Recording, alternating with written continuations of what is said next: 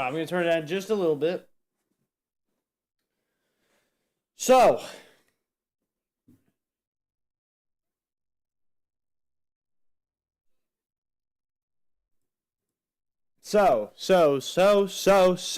Okay. You need, duh. So. I need it to peak. I need it to peak. Okay. It's fine. It's fine. That's good. That's good. I'm good with all that.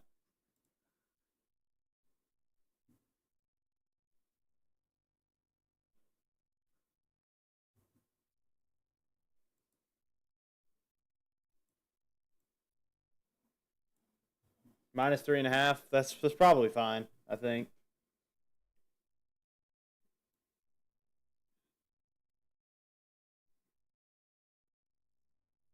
Three 3.4. That's what we'll do. Okay.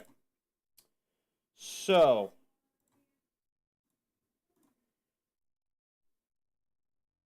Unmute that. So. Okay, that's good. My new goal, chat, is to figure out FNAF 4 because that's the one that's never been figured out. However, first, we need to go look at the FNAF 4 theories because they're canonically wrong in some shape, form, or fashion. So we can't just copy them. I have my trusty. That's what this is. Okay, make sure I wasn't doxing myself. We got my trusty Google Doc right here where we're gonna write everything down. So we're gonna, and I'll give my takes on some of these too. Sorry, Scott Cawthon. I'm tired of waiting for you. This time you'll have to keep up with me. Oh, up, never Jack? mind.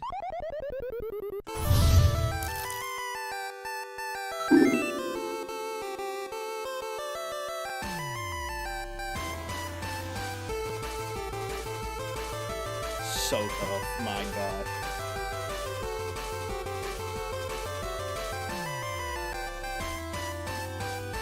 Hello, Internet! Welcome to Game Theory. Where instead of waiting for FNAF 4 to be released, this time we're getting out ahead of the game. Or at least that was the plan. Scott, I swear you are the biggest internet troll out there. Oh, it's being released October 31st. Okay, let me plan my entire schedule around that. Never mind, it's now in August. Okay, fine, let me rework everything. Lols. Here's the full version now.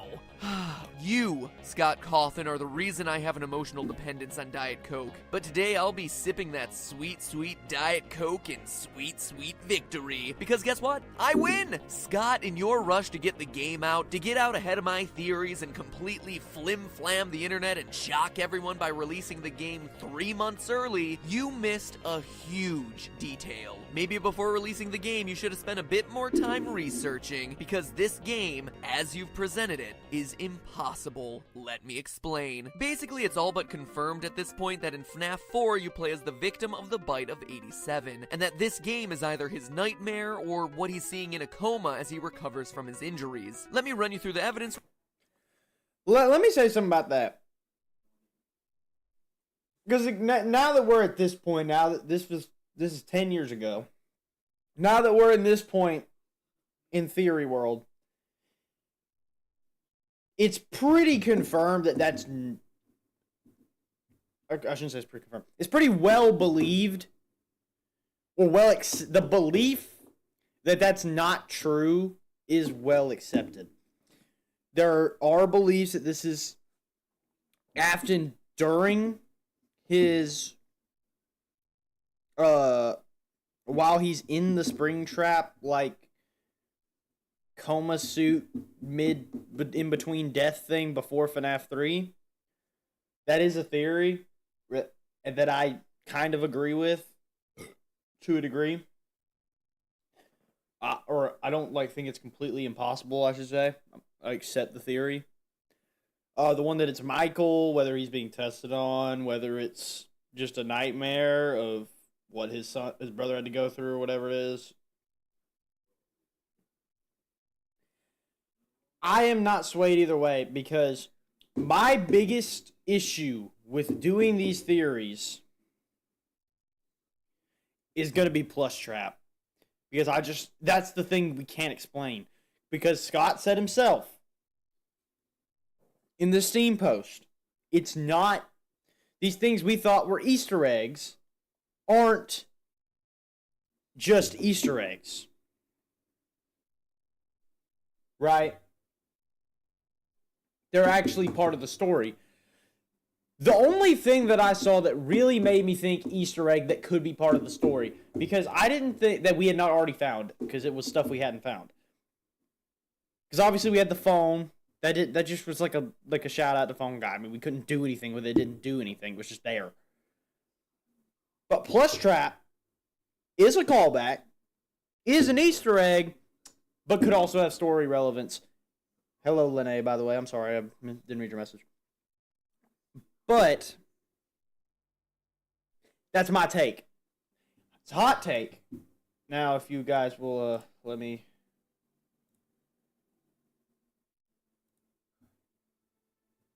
make sure everything's all good.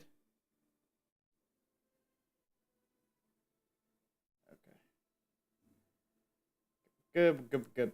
All right. So... I don't have an opinion on this yet, just because I need to figure out more about Plush Trap before I can make any assumptions on who this is. But it could be any of the three. It could be someone else entirely. I'm not opposed to anything, because I'm looking at this from a clean slate. Real quick so that we're all on the same page. First, in the months leading up to the release of the game, there were clues hidden in the source code for some of the teasers on Scott's website. The release of the game... Right here! You are my... This bum is my worst enemy right now. This bum sitting in the chair. God, I hate you.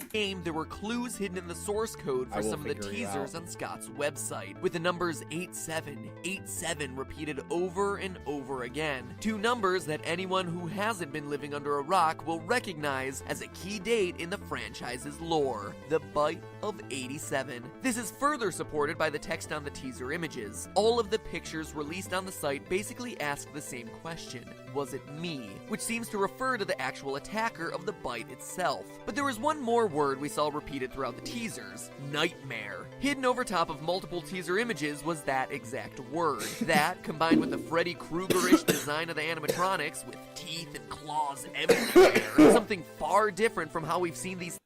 I just choked on Pepsi. My gosh. Things designed in the past seem to indicate that this would be the way a child would imagine these creatures if he had had a traumatic experience with them, making it seem like what we would be playing would be a dream. Couple that with some evidence from the trailer. The first words are, "What is it you think you see?" making us Walter White, who is it that you think you see? question the reality of the images in the game. But there was also something that everyone seemed to overlook about this trailer, the appearance of the number 4. Scott doesn't do things randomly, as I'm sure we're all aware by now. And notice the movement of the 4. It starts off in a horizontal plane, like it was laying down on something, say a bed, but then wakes up to stand vertically before the trailer ends. Even that remnant red rectangle is meant to symbolize the bed. Everything seems to be letting us know that what we're seeing isn't really real, it's a dream, or better yet, a nightmare. Now, fast forward to the game's release. Dream theory is something that's always interested me about this game, because we can't prove it yet. Either way, we cannot prove that it was real. We cannot prove that it was fake yet. We haven't. Shouldn't say we can't, because clearly we can. Clearly we can figure out what this game is trying to tell us, because there is a story. Scott knows the story. And obviously what's in the box has changed, he said. I do remember him saying that in his interview with Dawko, how it doesn't even matter at this point. But I don't care. That just screwed I guarantee you that was telling everyone, all the weak-minded theorists to screw off, so I have to step in. I'm going to lock in and I'm going to figure this out. I don't believe in dream theory completely. I think it's possible. I think it could be true, especially if it's Michael. Specifically, if it's not the crying child, I would 100% believe it is dream. It has to be dream theory. That or it's Michael getting experimented on, but I'm not sure I believe that one either. If it is William, it's a dream theory. Actually, this is kind of disproven by my other two candidates. It's William, it's disproven. If it's Michael, it could be disproven one way. It could be disproven if he's like dreaming, obviously, about it and like remembering kind of thing. If it's and my other two candidates are Cassidy.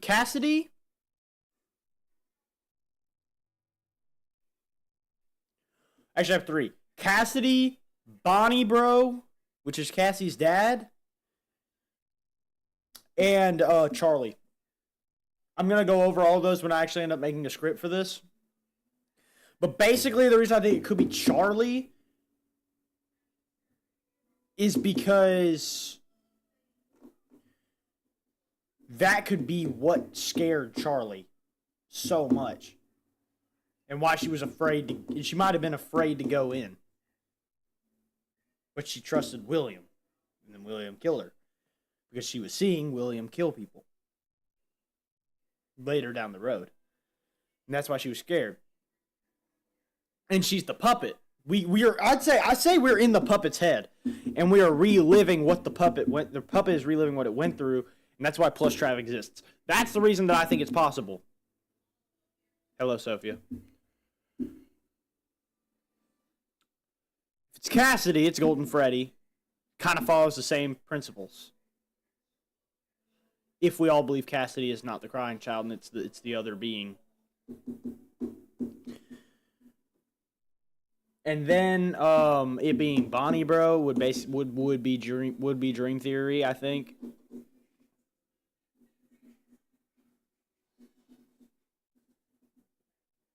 Yeah. That's what's circulating through my head right now.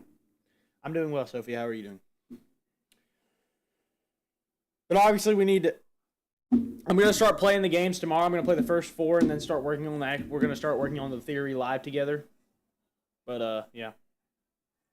Or, I suppose, casually meander to the game's release since it wasn't too long afterwards. And we see that this theory still holds. Flowers, an IV, and pills will occasionally show up next to your bed. Classical medical supplies that show us that this is a child in recovery. Foxy, who's hiding in a closet, will transform back to a plush toy if you hold the door closed on him long enough, making it seem like this was all a dream or hallucination. And of course, the biggest piece of evidence of all, the cutscene that ends Night 5, which, if you don't want a spoiler, click here to skip.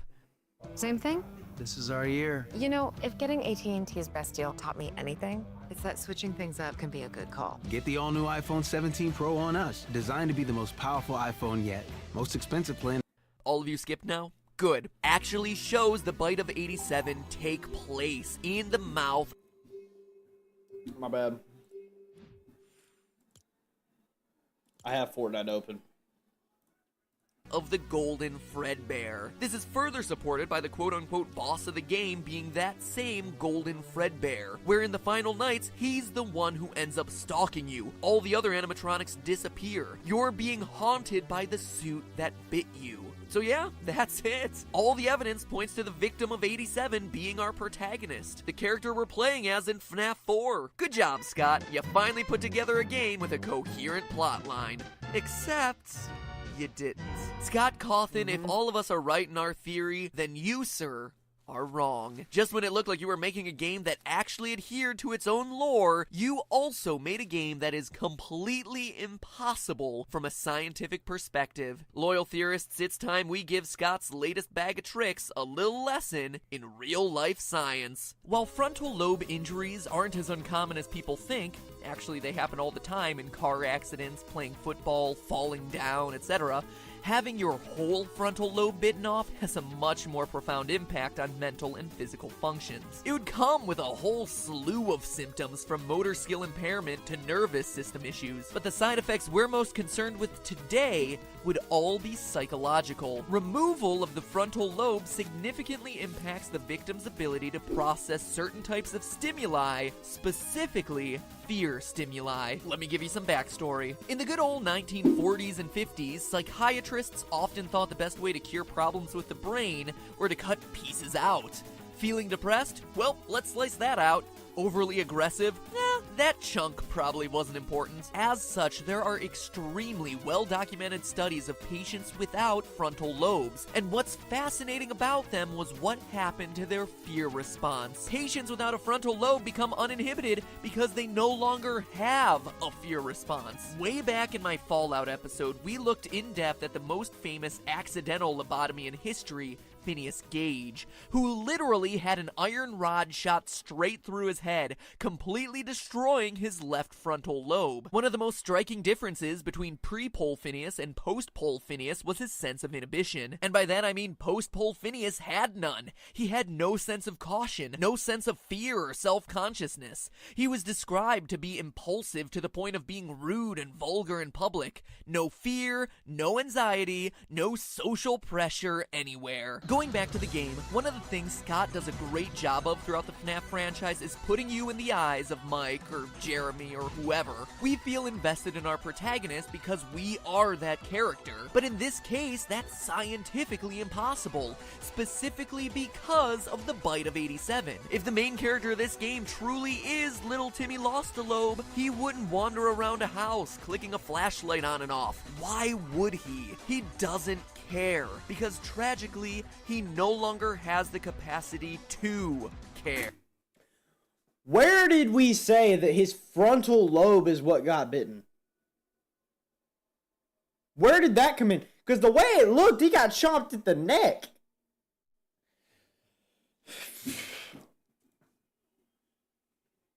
Let me hold up.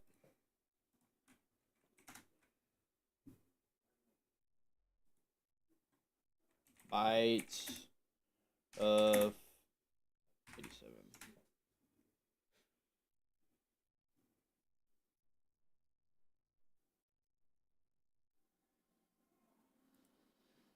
Hey there, I'm Gabriel Macht, and today I'm here to tell you about something that's real. All right, let's go to the...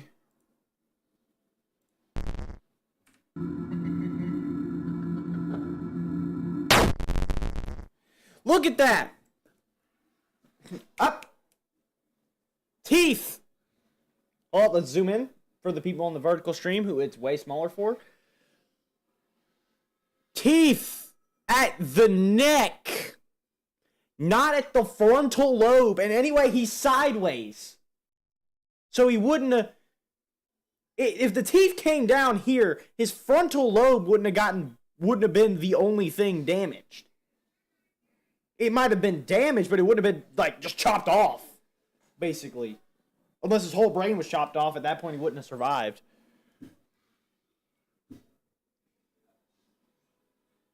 So, that's the thing.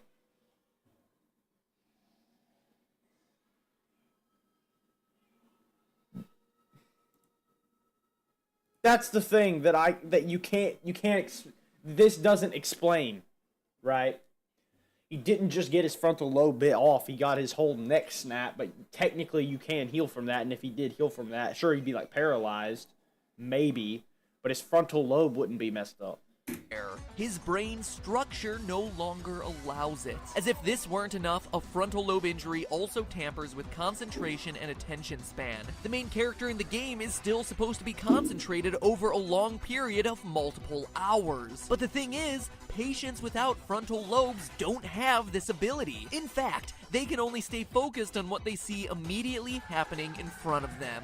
A child missing a frontal lobe who repeatedly turned a flashlight on and off in a hallway without seeing anything would lose interest. They wouldn't have the mental wiring necessary to concentrate on self-preservation. They would literally just go back to bed. The game is impossible the way it's being presented, because it would literally be over before it began. But I the get the final theory. and biggest nail in the coffin for this one is how frontal lobe injuries affect the imagination. The frontal lobe controls a ton of mental processing abilities, including dreams. You might think that an uncontrollable imagination would lead to exactly the kind of nightmares or hallucinations you see in this game, but in fact, it's the exact opposite. Rigorous studies have been done on the imaginations and dream states of lobotomized patients. While patients without a frontal lobe can have dreams, one thing they can't have is nightmares. Patients missing a frontal lobe carry their lack of fear and inhibition straight into their dreams. And why not? It makes sense. If the mind isn't registering fear consciously, there's no reason to process it subconsciously in a dream. Studies show that lobotomized patients can dream about idyllic scenarios, money, fame, praise, but they can't dream about the monsters under the bed, or in this case, the foxy in the closet, making the nightmare state of FNAF 4 impossible for the victim of the bite of 80. Again, no, it's not. It's not, because lobotomies don't always do that. First of all, they don't always remove your ability to sense fear. It's very common, but it's not every single case. And also, this dude isn't lobotomized. When have you ever seen a dude, like, survive getting his frontal lobe just bit clean off and that's it? You know what I mean? And if that's canon in this game, I mean, we've never seen that in human history, so that could be possible. As far as I know, at least. I don't know everything. I'm just saying what I know. But that's why I think that this was a little bit of an unbased theory, and he was just trying to get this out to prove Scott wrong. But I don't think that... I think he got snapped at the neck, which is just a physical injury. I don't think it's a mental injury. And now it scares him, and he does end up dying later, but... 7. In fact, going back to the dark days of psychiatry, some patients who experience the kind of recurring nightmare we see in FNAF 4 actually had their frontal lobes intentionally removed to stop these dreams from happening. One famous case describes a patient who was experiencing a recurring dream of being chased by ferocious animals. After the patient received the lobotomy in 1953, yes, he still had the dream, but would instead describe it as being a nice dream with some nice animals. His visions in the dream were no longer threatening. The animals were happy, he was happy, and he was no longer able to perceive any of the fear he once had prior to the surgery. So scientifically speaking, there is no single way the main character of FNAF 4 can be the bite of 87 victim like Scott seems to have indicated. Sure, the game could be about another kid, I guess, but that would be lame. No, this game is meant to be about the victim of the bite of 87. The poor kid who wasn't just attacked at the restaurant, but continues to be tortured through nightmarish visions, dreams, coma-induced hallucinations, whatever. I have zero doubt that that's what Scott intended, but the fact of the matter is, he just didn't do enough homework. A kid with those sorts of injuries wouldn't care about those things in the first place. He would have no fear, and there would be no animatronics, real or imaginary, that would be able to keep him up at night. Biologically speaking, nothing he would be experiencing would be any scarier than the fan. The fan. Sorry, Scott. Better luck in the movie. But hey, that's just a theory. A game theory. That was just a way for you to say you got something out before official statements came out.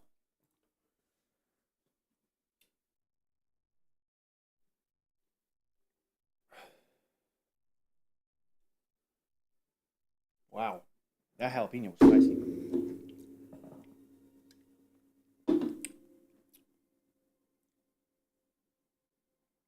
All right. I don't think that's the right thing.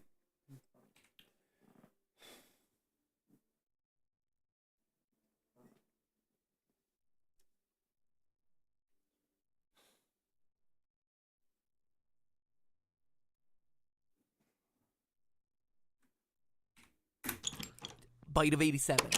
Okay, so... And obviously, this is proven wrong. We know at least the initial theories were wrong. All right.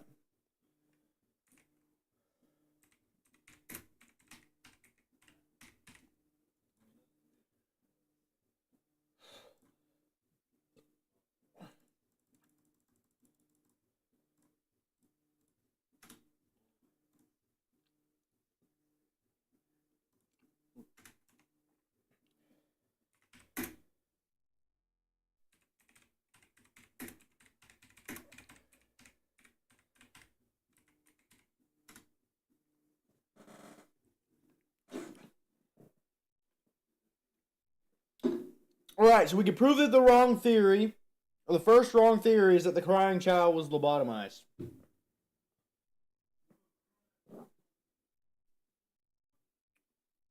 Okay.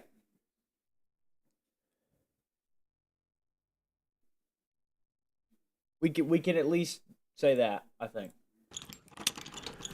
New text? I must be close. Incident of 83. 1 movie. 11 animatronics. 11 kids. 1 phone guy. 1 killer. Hex code for purple backwards. Is that Markiplier?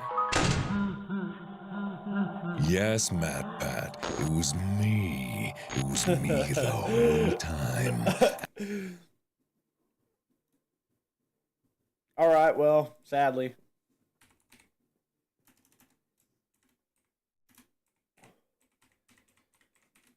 Sadly, that one's wrong. And that's no theory.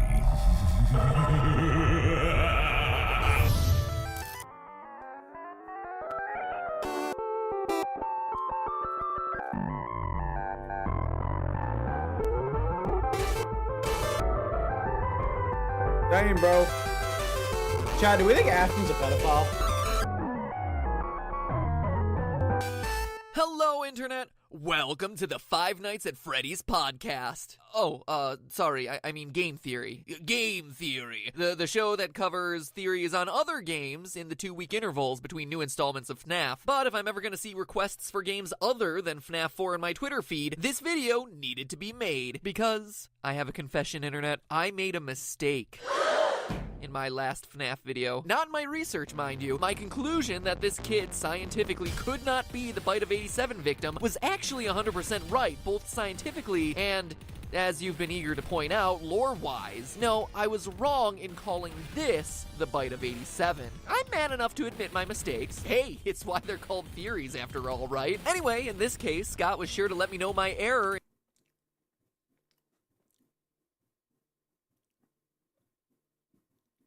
When did Scott comment on this? Or did he delete the comment?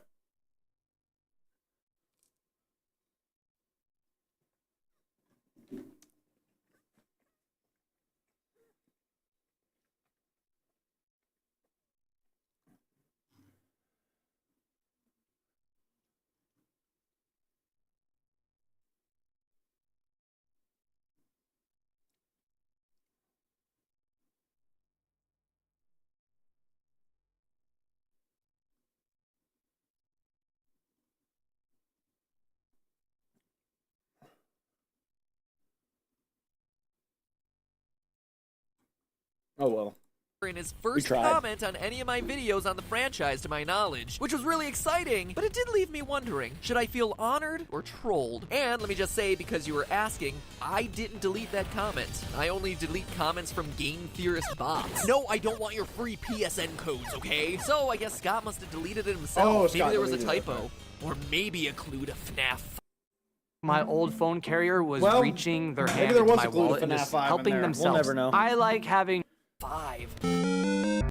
But before we get that far ahead, let's close the book on FNAF 4. First, let's set the record straight on where it takes place. It does not take place in Fredbear Family Diner, but rather the first location of Freddy. When was this uploaded? All these have to be before the Halloween. Okay, this is good. All of these have to be before Halloween. Okay. Fredbear.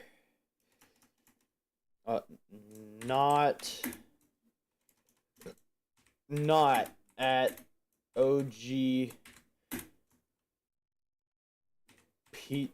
Pizzeria. Okay.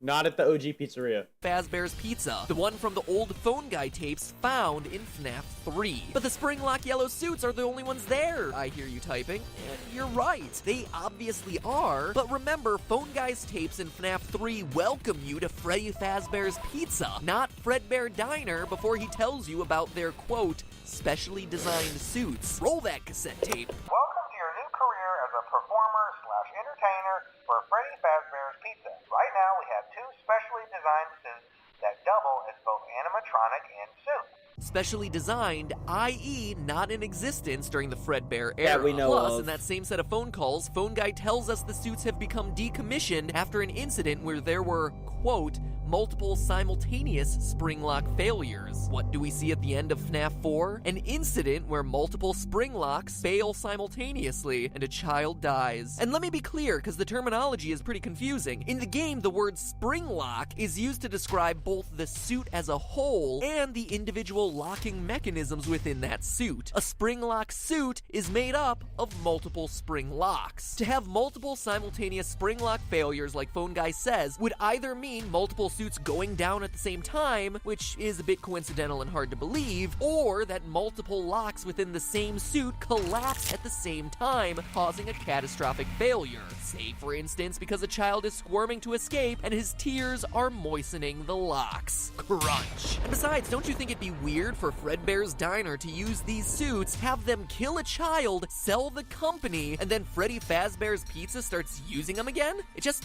wouldn't make a lot of sense. Long story long, although Fredbear and Springtrap are the featured attractions at this restaurant. And also, I know this has pretty much been disproven. Fredbear's was never a they were a side company with Freddy's. They started first, but were at one point contemporary, but they were under the same company to start. Fredbear's was first.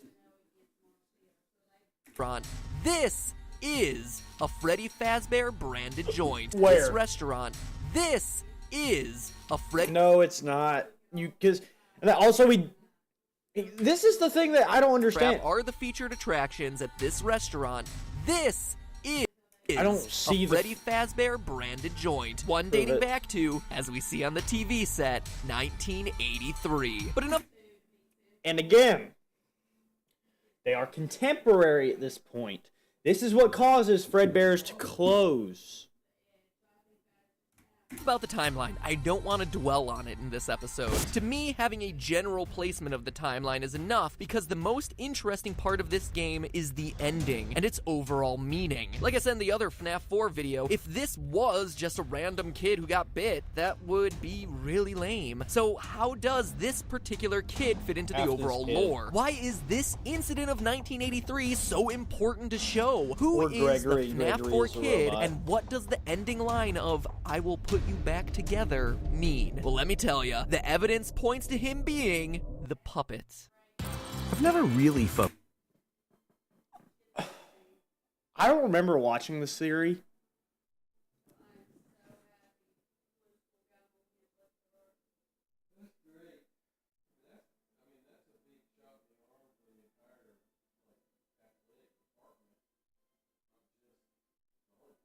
Hold on.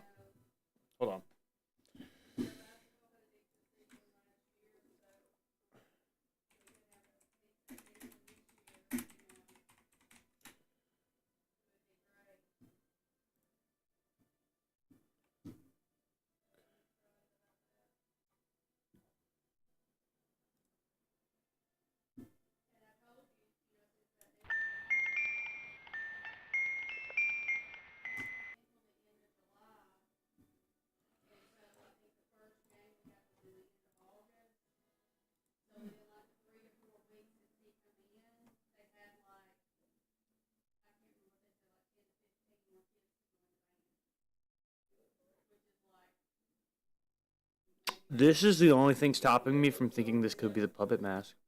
This looks like Golden Freddy's nose. And I guess this is disproven by the fact that it was not confirmed true. This is the major story point. I feel like Scott would have been like, you got a major story point.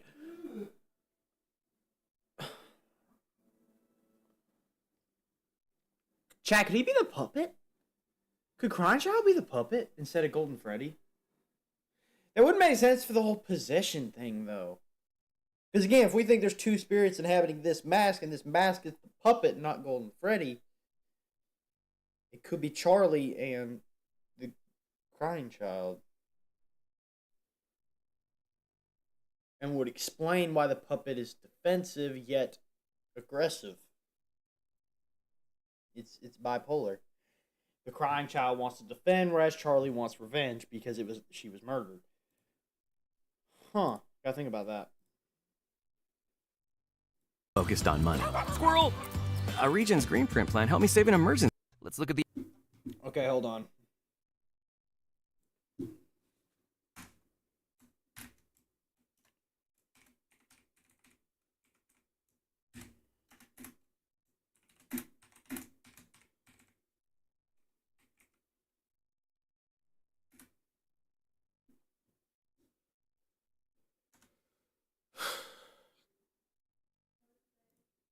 the evidence. First, many have pointed out the streaming tears down the kid's face, which... Okay, sure, that was good evidence when we first saw them in FNAF 2, but at this point, those nice pixelated streams are on nearly every chubby-cheeked kid who's ever entered. Not much to go on, but we can take it one step further. While the tears themselves might not be interesting, look at this. It's a screen from the Mangle minigame back in FNAF 3. This weird, crying, giant silhouette was just kinda out of place in the last game, and all us FNAF theorists just kinda glossed over it in our analyses, since, seriously, what is it? I mean, it kinda looks like the puppet, right? With its overall fabric feel and its thin, striped legs. I mean, that's what I thought at the time, but again, I have a feeling that's Marionette. Not your Night Marionette. This. I have reasons, guys. in our Trust me. analyses, since, seriously, what? Trust me. It's got the puppet look. It's got the big rib cage. That's a big point. Let me pull up a picture.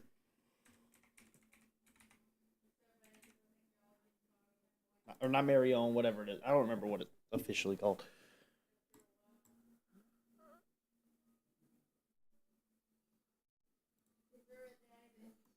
Okay. Do we all see this? Zoom in for the people in the back. Rib cage. And then the tentacles.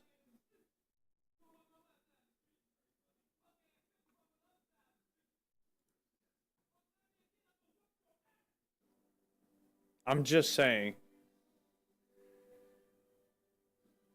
It's...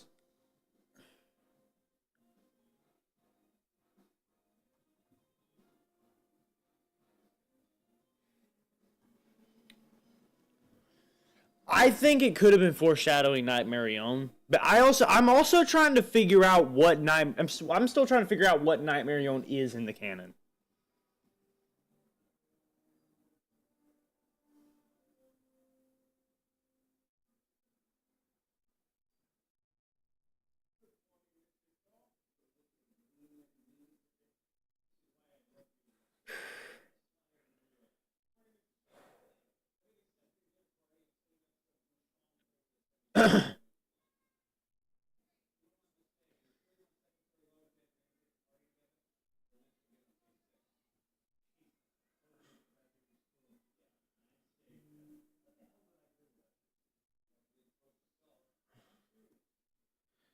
Swap the representation of death.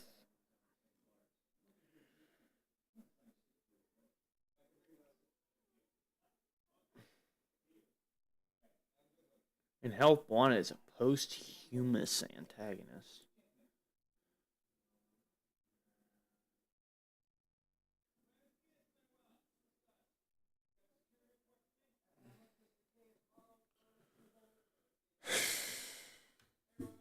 I don't know what to think about Night Marion. If Night Marion is canon, I think that's what this is, though. What is it? I mean, it kinda looks like the puppet, Stripes. right? With its overall It's fabric puppet, feel and its stripes. thin, striped legs. I mean, that's what I thought at the time, but again, there was really no reason to bring it up since it just didn't fit anywhere. But now we have a new game and new information that might make this make sense. Look at its body position. Notice anything specific about it? It resembles a position we see our FNAF 4 kid in a lot throughout the game, including his final scene, kneeling down, 2 streaming tear tracks, and his face turned Yeah, I think two-thirds this towards is a the good camera. Do you theory, see the though. connection here? But not only that, look at what our kid wears. A black and gray striped shirt. And remember, this is in a world where all the other kids are generally wearing single color outfits. It's an oddly specific detail. Now I ask you, what's the signature look for the puppet? None other than black and white stripes. But besides those design details, consider that there's no sign of the puppet anywhere in this game, and yet practically every other animatronic is present in some form, meaning that this game likely exists at a time when the puppet has yet to be created. Remember when he just kinda showed up in FNAF 2, which I should remind you takes place 4 years later than this game? He just kinda came out of nowhere. Well, this could be the puppet's origin story. This idea of kid as puppet also works really well with the locked box at the end. What's in there besides Markiplier's stunning face and buttery voice? A puppet. As we see in FNAF 2, he has a habit of coming out of boxes, and he's the only one who can bend and fold up into a space that small. But there's even more evidence when you look at the timeline. Now, I challenge you to ask yourself one question. What exactly is the child afraid of in this game? Why does he hate this restaurant so much? The easy answer would seem to be the animatronics, but that'd be wrong. It's important to note that at the time of the cutscene minigames, he's not scared of Freddy, Bonnie, and Chica. When you walk over the pile of plushies in the corner, we see that he considers these characters as his friends. Foxy is kinda in that camp too, but to a slightly lesser degree because his brother has started scaring him with the Foxy mask, hence the head being pulled off. Even the weird psychic friend Fredbear isn't a scary presence for him. So clearly he's not scared of the characters. Is he scared of the people working at the restaurant? The purple guy? Maybe, but that's not quite the full answer either. Again, watch how he behaves. When trying to escape the worker in the Fredbear outfit, he can't muster the courage to run past the show stage with the yellow suits. He collapses in fear. And when the bullies drag him over to the stage, he's freaking out. Clearly, what he is specifically afraid of in this restaurant is the yellow Springtrap suits, whether in animatronic mode or suit mode, which begs one question: why? Well, the answer lies in psychic friend Fredbear. Look at the dialogue running through the kid's head. Hurry the other way and find someone who will help. You know what happens if he catches you. That line would be easy to write off as this just being a scared kid who believes the ghost stories he's heard from the dead-eyed girl he talks to on the way home. She's creepy. If it wasn't for one thing, this other line. No. Don't you remember what you saw? This kid actually saw something, a crime, something terrible in these restaurants. It would seem to imply that he saw another child get shoved into one of these suits. This would also explain the strange brown pixels sticking out of the yellow body backstage. A tuft of hair, perhaps? All of these details also fit with the character I've been lovingly calling Psychic Friend Fredbear. He's here, he's there, he's everywhere. Who you gonna call? Psychic Friend Fredbear. I mean, seriously, what is this thing? Sometimes he's a bear, sometimes he's referencing it, and sometimes he's a flower? Okay. At first, it seemed like the creepy little toy was nothing but an imaginary... If it's Afton's kid, he's spying on him. That's what this is. I think that's what confirms to me this is Afton's kid, is because of the gold text, this thing, and Gregory. What I don't get, okay.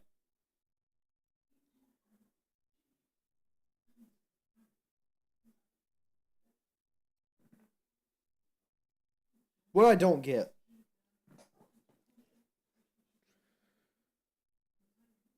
I gotta think about this.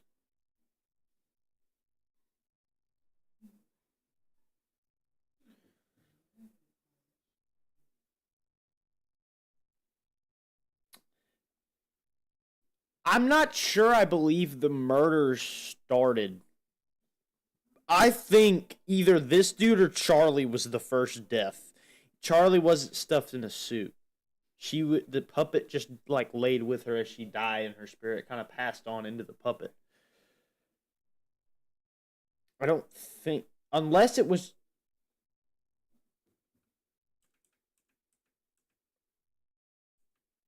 The strange brown... If that's Chica, though. Well, no, because it can't be. Susie's blonde. It can't be Chica.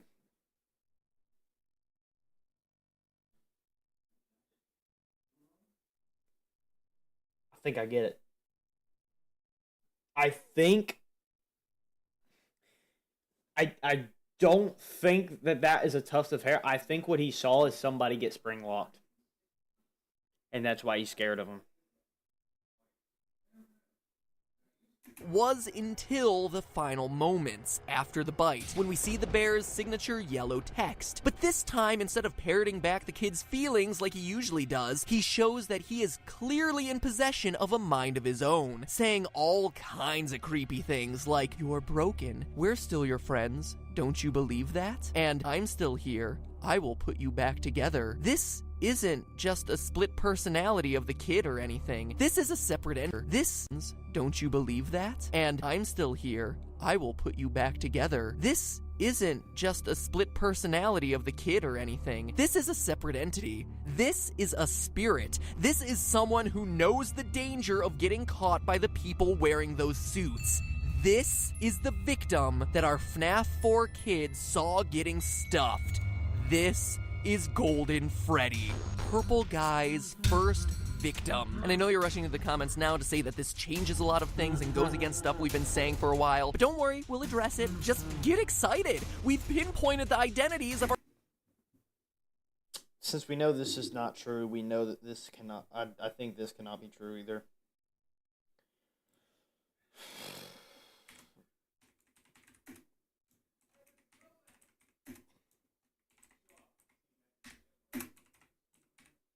Golden Freddy first victim. Being incorrect. Also, crying child. Let's put CC. Saw Golden Freddy stuff.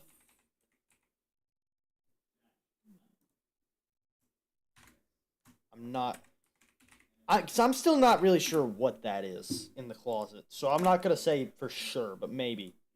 Our two most mysterious animatronics. This is an awesome revelation from an evidence standpoint, but to be honest, it's a little disappointing from a storytelling standpoint. Here's why. We humans all have a proven psychological need to complete things. This need is called, unimaginatively, the completion principle. We want to fill in the blanks in the stuff around us so that the world makes sense and we feel in control. It's the biggest psychological reason why you want to beat a game, or even just an individual level. You know how you just can't stop and save in the middle of a level? You have to play until it's done. This is the reason why. Weirdly enough, it's even the reason why it's so hard to leave just one slice of cake, outside of sheer deliciousness, or leave out the last two pieces of a puzzle. I mean, even just looking at it on the screen, Earl, just put the piece in. Just finish the last two just animate the pieces to move over into the open slots, and I beg you, just finish the last...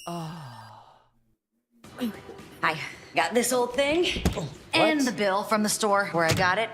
Figured you could beat it with a better deal than one of these big boys. It doesn't work that way. Guess you're not as cool as Verizon. Bring in your AT&T or T-Mobile bill for a better deal. Thank you. This isn't just you being, OMG, I'm so OCD. It's actually because the brain is wired to respond to knowing when you're done with a task. The brain can now take the mental energy it was using to focus on that activity and use it on something else. But what happens if you don't finish that piece of cake? Or if you walk away from a game right before beating the level? Your brain can't put that activity away because it's still not finished. You literally continue to spend mental energy on it in the background, even when you're doing other things. As long as there are unknowns, your brain can't feel in total control and can't let things go. And whether he knew this when creating the first FNAF game or not, Scott Cawthon has done an amazing and infuriating job of creating a story that looks like it goes one way, but also looks like it might go somewhere else. This keeps us thinking about FNAF lore, talking about FNAF lore, pestering our favorite YouTube theorists for more FNAF lore for weeks, months, watching every video released on everything from top 10 details you missed in the FNAF 4 teaser to top 10 facts about the cupcake. The cupcake! 10 facts about the cupcake. Seriously. Once we're into the lore, our brains literally cannot let the pieces go until there's some kind of resolution, a completed story. But Scott has done such a good job of keeping the game in flux that the pieces never quite feel like they fit in a way that feels satisfying. We never get that moment of ROLAIDS. That spells relief. So we want the pieces of the puzzle to fit together cleanly, and the problem with FNAF is that while there's plenty of evidence for the story to go one way, there's also evidence for it going somewhere else. Try this one on for size. Well, there's a lot of evidence for the kid in FNAF 4 being the puppet, and I'd bet my bottom dollar that that's the solution that Scott intended. From a storytelling standpoint, more pieces actually fit together if the FNAF 4 kid becomes Golden Freddy and not the puppet. This would make our first victim, the one our FNAF 4 kid sees get killed, the puppet, like we've been hypothesizing since FNAF 2. Suddenly, you have a group of 5 kids celebrating a birthday, one kid associated with each animatronic, with the one representing Golden Freddy being the odd man out. And this scenario perfectly mimics the FNAF 3 good ending with the Happiest Day minigame, where 5 souls from 5 kids, each representing a different animatronic, reunite to celebrate a birthday that never really happened. It actually creates a beautifully bookended story of redemption and forgiveness, a reunion of brothers. And yeah, I know the complaints. Don't get me started about the size of the kids being different. They're the spirits of dead children in an 8-bit minigame, okay? Literalizing the sizes seems to be a bit of a stretch. And it goes even further than that. In the FNAF 2 Give Gifts minigame, the puppet gives life to the dead children, with Golden Freddy as the odd man out who doesn't get a mask and does a ghostly jump scare at the end. That would reflect the 4 bullies getting killed in the pizzeria by Purple Guy in response to this incident, while the one, Golden Freddy, dies somewhere. But there's 5 missing children. And again, there's still the potential. This is the Golden Freddy is 2 spirits. That is potential true. And it could be this kid and another.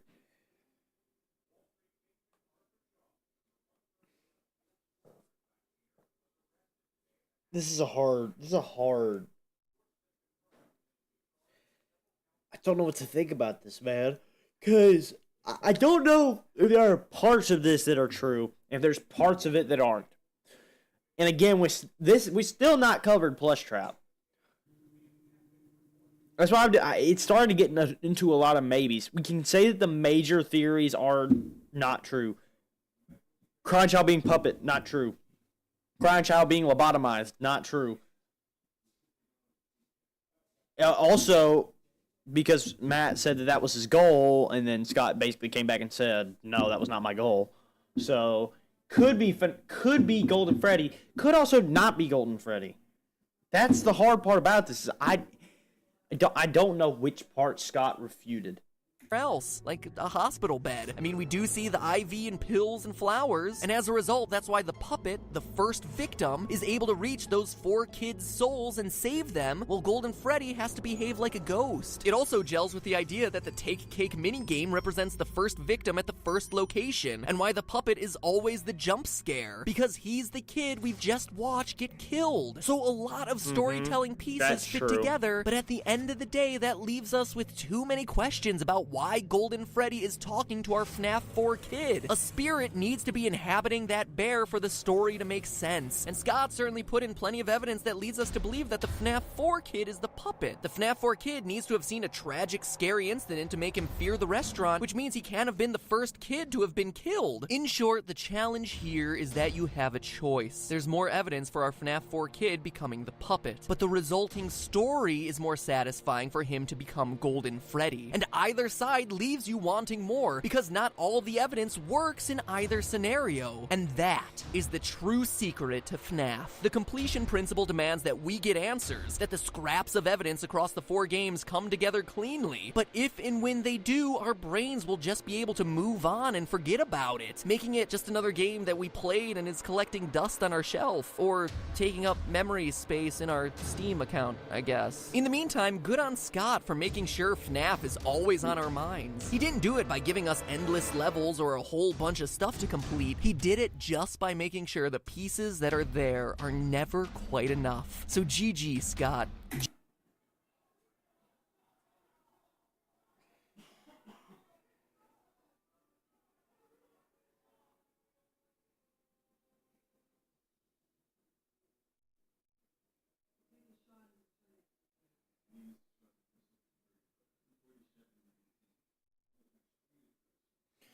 GG. And GG to all of you too, theorists. All of us. For trying to complete the story and solve the mysteries.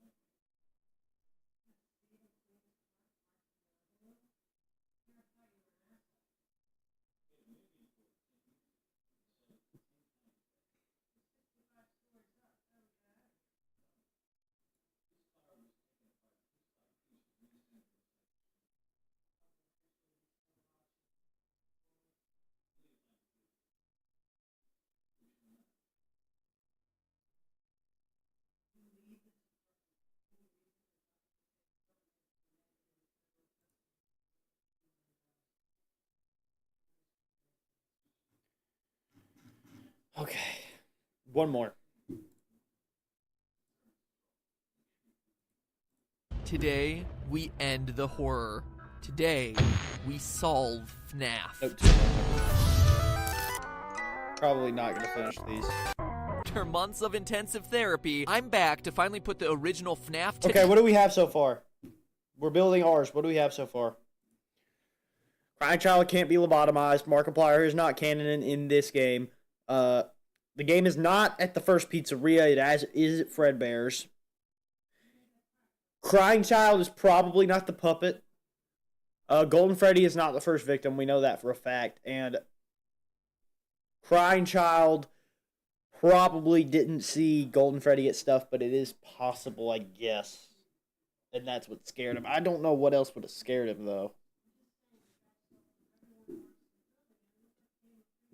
Didn't even take that long to respond.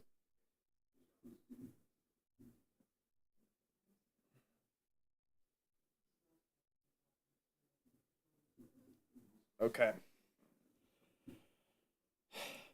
Alright, let's go. Trilogy to rest. It's done. No more Halloween updates, no more FNAF 5 rumors, and no more fan.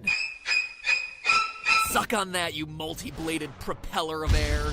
So shortly after my last Freddy theory, I arranged a live stream with some fellow FNAFers to close the book on the series. And what happened was something that none of us expected.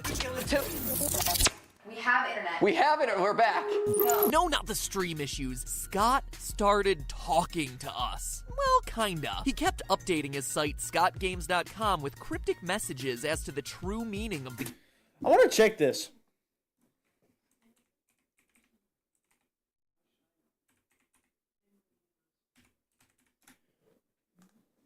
What we got?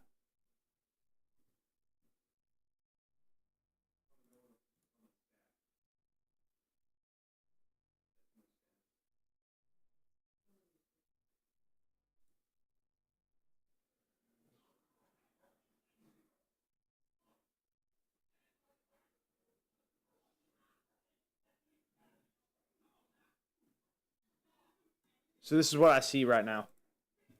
You can't see the code. See black screen. The code literally just says background color, RGB.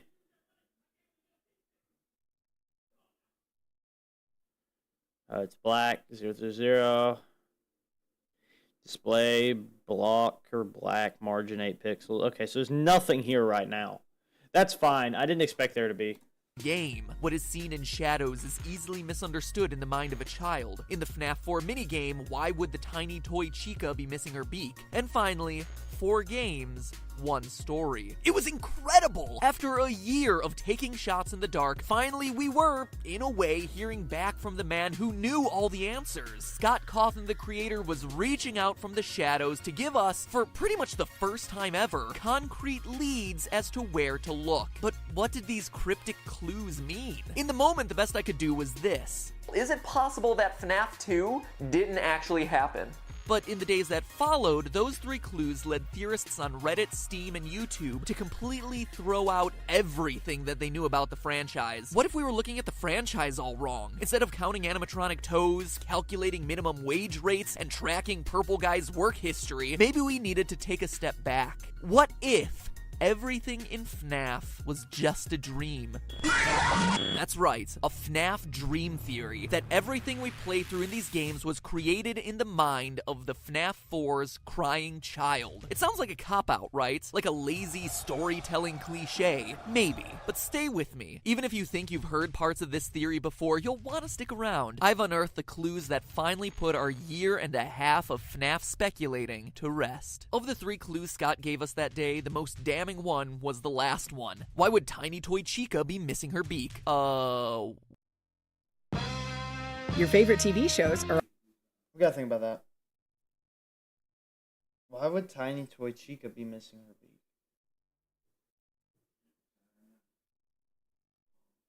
But why would that make it a dream?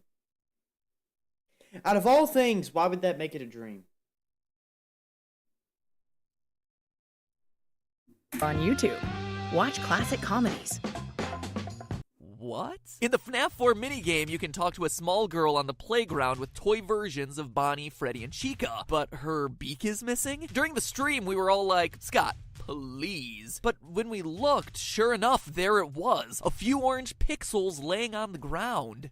What? Seriously? This was the crucial detail all of us had missed. And yet, for as absurd as it may sound, those 5 pixels changed everything, upending a year worth of theorizing. Because that missing beak directly parallels FNAF 2's new version of Chica, who loses her beak when she goes on the attack. It was something we all had written off as a graphical glitch or a design choice, not as a clue to the meaning of the entire series.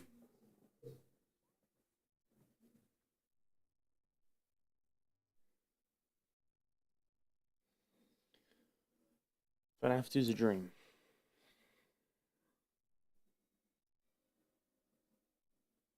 But even if the first 4 games are just a dream, right? We know they can't be because Springtrap exists later. Because the puppet exists later. So that pretty much confirms the second game can't be fake. At least completely. And yet, here it was from the creator's mouth. And that is when it started to click. FNAF 2's shiny new animatronics. What are they called? Toy animatronics. And that's not just a cute name the community came up with, like Freddles. It's right there in the custom night menu. It's canon. That's a strange name for a bunch of robots, right there in the custom night menu. It's not just a cute name the community came up with, like Freddles. It's right there in the custom night menu. It's canon. That's a strange name for a bunch of robots, right? Unless it's meant to be taken literally, and then they're all just a bunch of oh my God. What if they are toys, and this is all just a dream scenario inspired by these little guys? Well, let's keep going with this toy clue. I mean, obviously, the toy animatronics are shiny, plastic-looking fake, just like a small plastic action figure would be. But it explains a bigger question about FNAF 2, the look and design of Mangle. I mean, seriously, the story we're told to believe in this game is pretty absurd, that kids just rip it apart and put it back together again, and so the employees just leave it as a mangled collection of parts for small children to play with. What parent would ever be comfortable letting little Timmy touch that thing? Oh, and here's a cute thing for you to play with.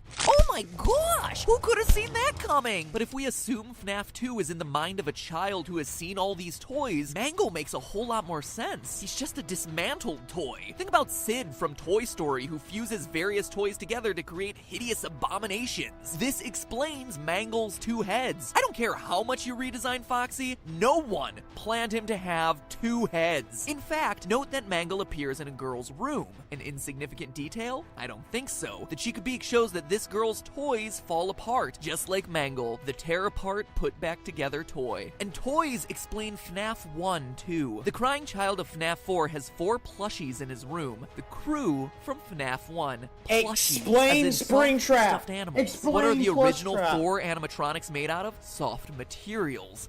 Fur and fabric, not plastic like the toys. So much so that the one thing that we hear about them throughout the series is that these old animatronics collect odors and never get washed, just like an overused and overloved stuffed animal. But the parallels don't stop there. Why is Foxy out of order in FNAF 1? Well, the plushie he's based on is missing its head. How about Foxy's jump scare popping in abruptly from behind a wall? It's awfully similar to the way the brother scares the crying child throughout FNAF 4, in his Foxy mask, no less. And how's Golden Freddy fit into this? Well, in the hidden FNAF 4 Easter egg, we see on the TV that the show Fredbear and Friends features the Golden Fredbear alongside the core 4 of Foxy, Freddy, Bonnie, and Chica. That's your cast from the first game. The dream of FNAF 1 was inspired by this show and the plushies, hence it not containing any of the other animatronics. Even the fact that the child doesn't have a Golden Freddy plush, and that instead he has his imaginary friend, psychic friend Fredbear, who appears and disappears at will, directly references Golden Freddy's ghostly behavior in FNAF 1 and 2. In fact, every game, design detail, and animatronic can be explained under this theory. The recurring elements of the phone and the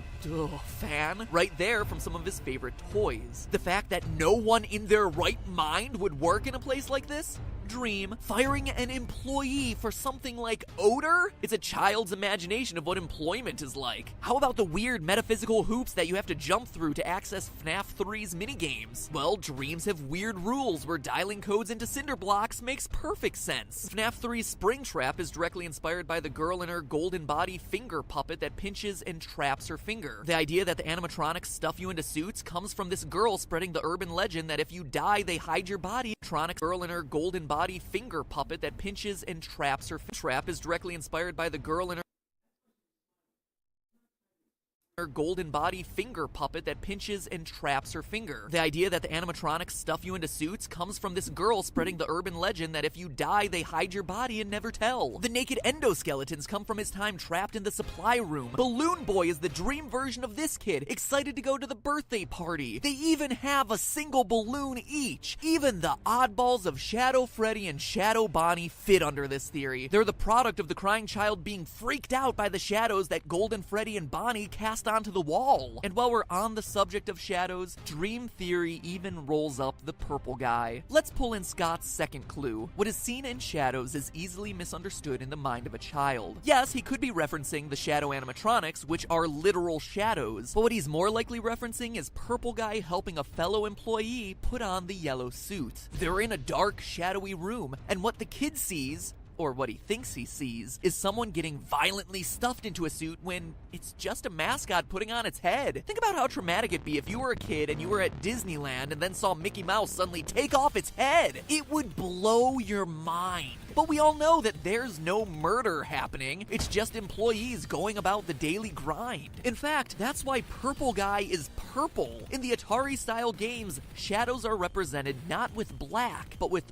purple, as indicated by the shadows cast by the animatronics on stage. That's why Shadow Freddy, Shadow Bonnie, and even the innocent employee in the dark back room, the shadowy purple guy, are such an unusual color. Still skeptical? So was I. Sure, it answers a lot and smooths out the timeline, but there was still one piece of the puzzle that was missing. With Prime Big Deal Days coming October 7th and 8th, greatness is a deal away. Thing that was nagging me. It still felt like a convenient explanation, but not an intentional one. Not something that Scott had planned for the series. All I needed was just that one detail that made everything fit together. But then, while writing this script, it finally dawned on me. The nail in the coffin. The one piece of evidence that no one can deny and that, to my knowledge, no one has talked about in the months of theorizing. The detail that convinced me this theory has to be true. Are you ready to have your mind blown? Listen to the sound that you hear at the end of every night of the first 3 games.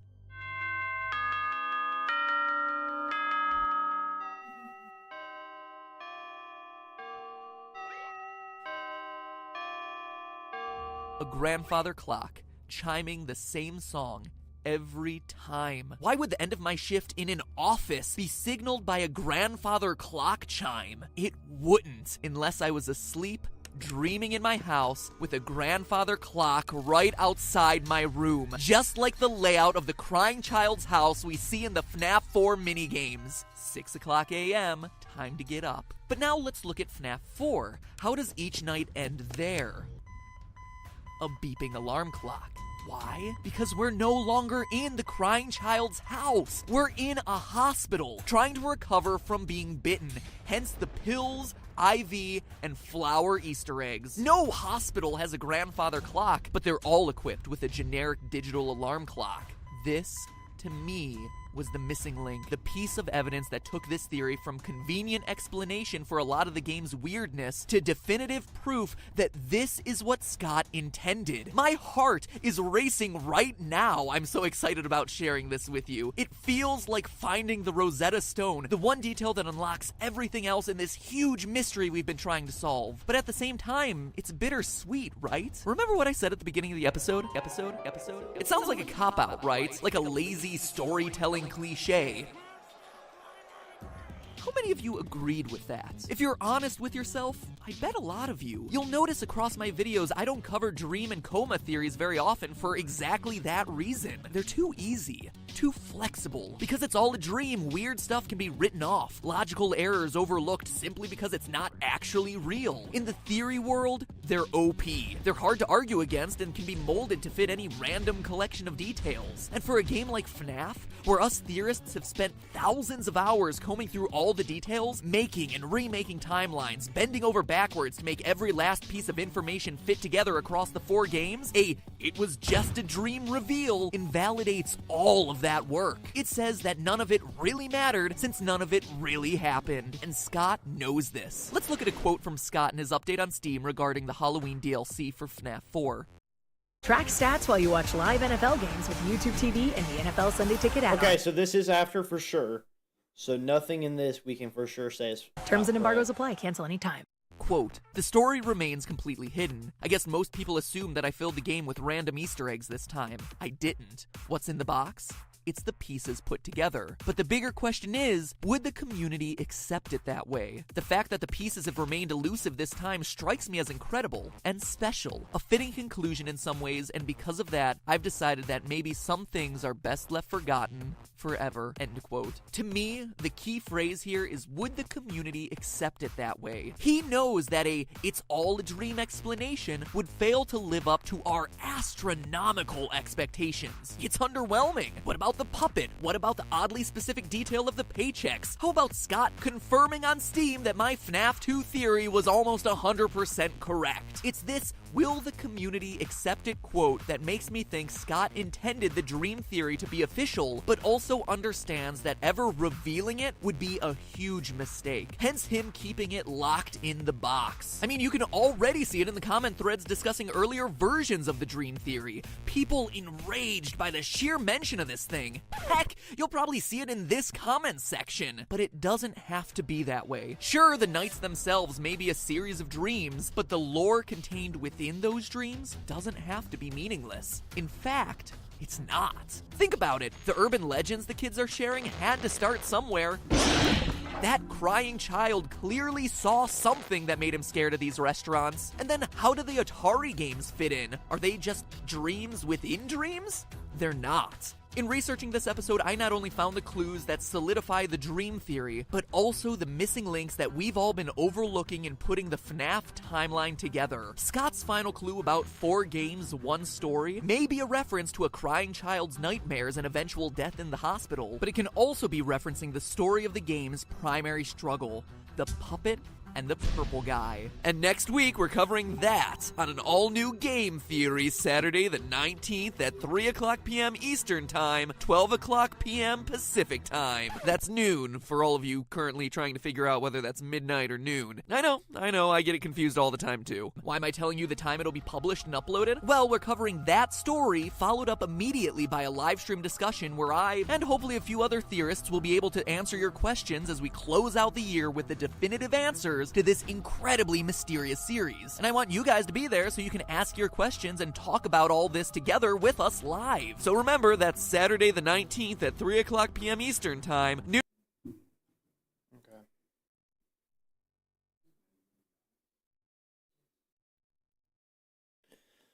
All right, we're going to stop here for now.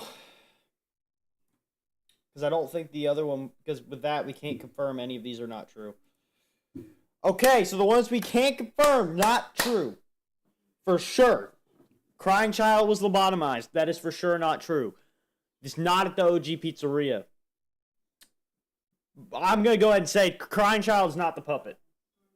That's not true.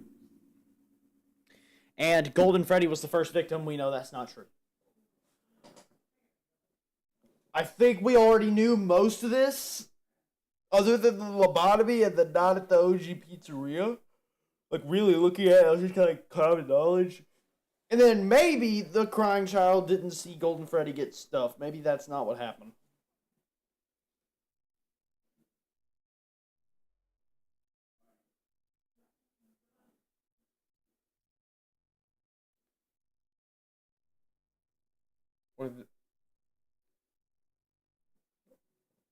Or the nightmare. Chat.